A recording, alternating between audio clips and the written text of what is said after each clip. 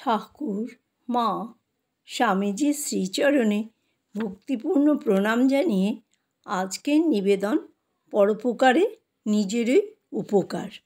অপরের প্রতি আমাদের কর্তব্যের অর্থ অপরকে সাহায্য করা, জগতের উপকার করা। কেন আমরা জগতের উপকার করিব?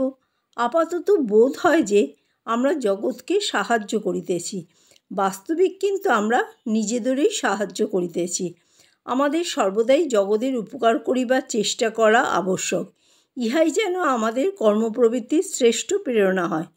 কিন্তু যদি আমরা বিশেষ বিচার করিয়া দেখি, তবে দেখিব আমাদের নিকট হইতে এই জগতের কোনো সাহায্যেরই প্রয়োজন নেই। এই জগৎ ভালোও নয়, মন্দও নয়। প্রত্যেক ব্যক্তি নিজের জন্য একটি জগৎ সৃষ্টি করে। অন্ধ ব্যক্তি যদি জগৎ সম্বন্ধে ভাবতে আরম্ভ করে, তবে তাহার কাছে জগৎ হয় নরম বা শক্ত, ঠান্ডা বা গরম রূপে প্রতিভাত হইবে। আমরা একরাশ সুখ বা দুঃখের সমষ্টি মাত্র। আমরা জীবনে শত শতবার ইহা অনুভব করিয়াছি। যুবকেরা সাধারণত সুখবাদী এবং বৃদ্ধেরা দুঃখবাদী হইয়া থাকে। যুবকদের সম্মুখে সারাটা জীবন পড়িয়া রহিয়াছে, বৃদ্ধেরা কেবল অসন্তোষ প্রকাশ করে।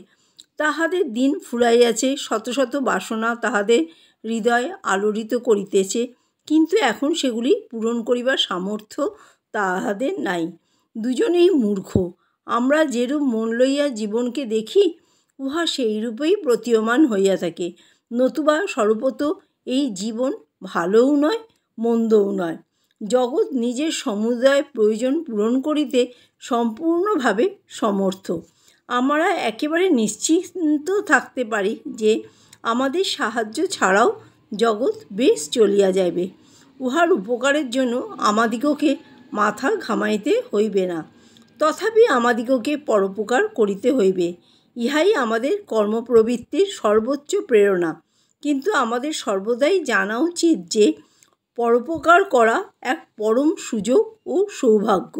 উচ্চ মঞ্চের উপর দাঁড়াইয়া 5টি পয়সা লইয়া গরিবকে বলিও না, এই নে বেচারা, বরং তাহার প্রতি কৃতজ্ঞ হও।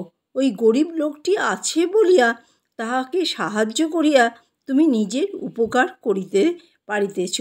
যে গ্রহণ করে সে ধন্য হয় না, যে দান করে সেই ধন্য হয়। তুমি যে তোমার দয়া ও করুণা শক্তি জগতে প্রয়োগ করিয়া নিজেকে পবিত্র ও সিদ্ধ করিতে সমর্থ হইতেছ, এই জন্য তুমি কৃতজ্ঞ হও। সব ভালো কাজই আমাদিগকে পবিত্র ও সিদ্ধ হইতে সহায়তা করে। জয় ঠাকুর, জয় মা, জয় স্বামীজি।